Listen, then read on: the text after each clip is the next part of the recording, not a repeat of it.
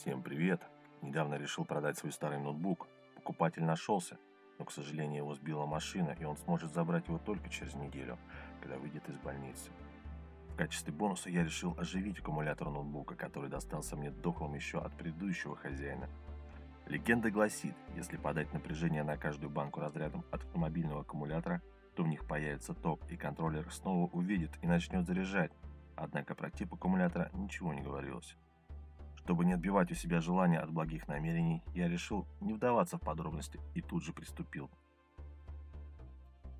Потратив минут 15 и миллион нервных клеток, я очень неаккуратно вскрыл запаянный корпус, на котором было четко написано «Не вскрывать».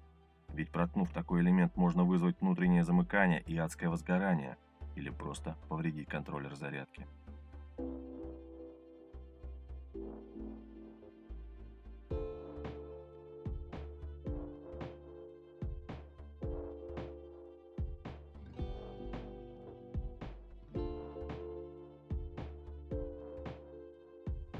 Мой старый дешевый тестер что-то показал. Это значило, что нулевых банок нет, и бодрить их не стоит. Но корпус уже взорван, хуже не будет. И я все равно пошел их бодрить, потому что заменить их на новые дешевые китайские элементы я всегда успею.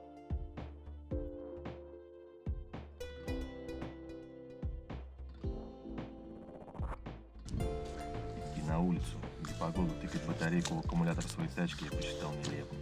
Поэтому решил незаметно пролезть на ремонтную базу, так когда найдется уже открытый капот с оголенными контактами.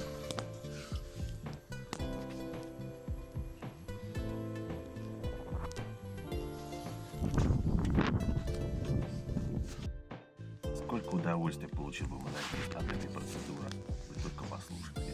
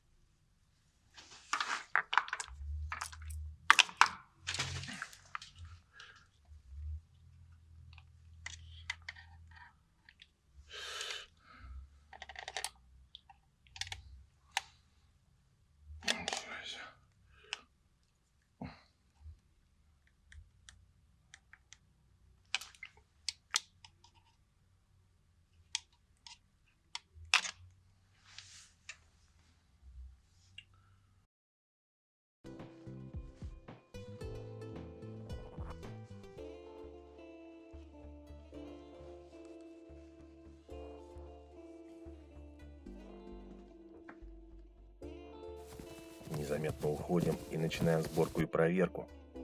Сборка неразборного деформированного корпуса – дело не для слабонервных.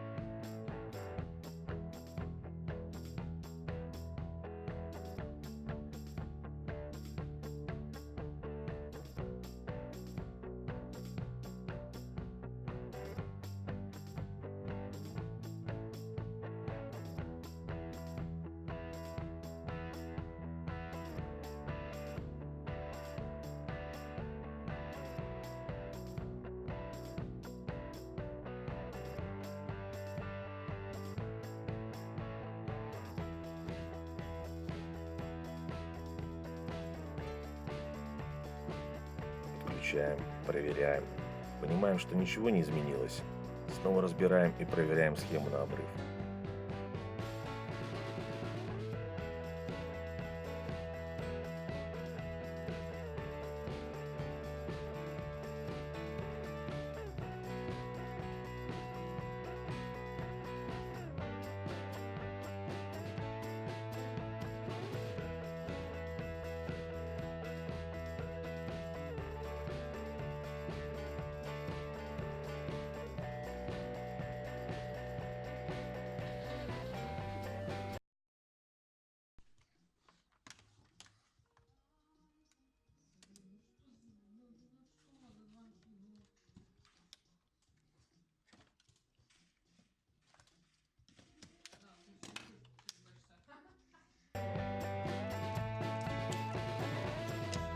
Действительно, маленький черный проводок оторвался в процессе оживления.